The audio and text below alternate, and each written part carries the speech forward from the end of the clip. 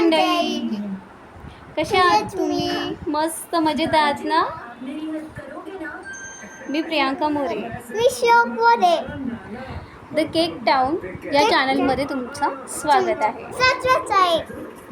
तर मी तुमच्याबरोबर एक रेसिपी शेअर करणार आहे रवा केकची होममेड पद्धतीने. चला तर मग आपण रेसिपीला सुरुवात करूया. तर आता यामध्ये मी 1 कप रवा घेतला आहे आणि मी 3/4 कप मी शुगर यूज केले. ठीक आहे. परत एक कप मैदा घेतला आहे.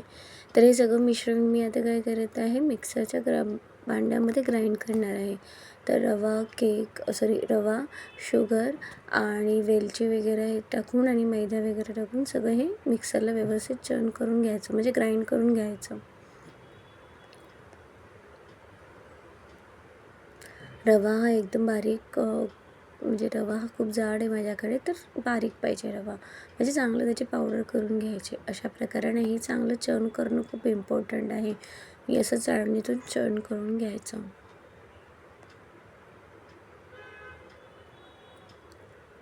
तर सगळं डिस्क्रिप्शन वगैरे सगळं मी व्यवस्थित, म्हणजे मी किती मेजरमेंटने काय घेतलं आहे, सगळे साहित्य हे मी डिस्क्रिप्शनमध्ये देते. तर हे जे दूध घेतलं आहे ना, हे दूध मी 1.25 कप घेतलं आहे. म्हणजे 1.25 कप नाही, म्हणजे 1 कप आणि अर्धा कप असं. 1 कप पूर्ण आणि अर्धा कप. हे चांगलं असं मिश्रण आहे ना, व्यवस्थित कट अँड फोल्ड पद्धतीने मिक्स करायचं व्यवस्थित. हे जो केक टीन ह्याला चांगला ग्रीस केलं आहे मी ऑइलनीच.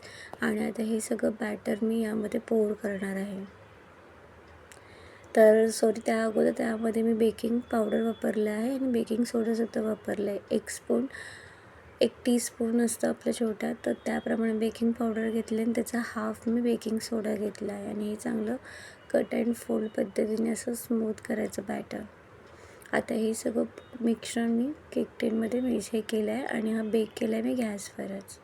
सो मी हा 35 किंवा 40, आय थिंक 40 मिनिट मला लागले हा केक बेक करायला. स्लो गॅसवर मी केला आहे हा बेक. तर त्याचे बघा, तुम्ही बघू शकता आता कसं एकदम इझिली डिमोल्ड होईल.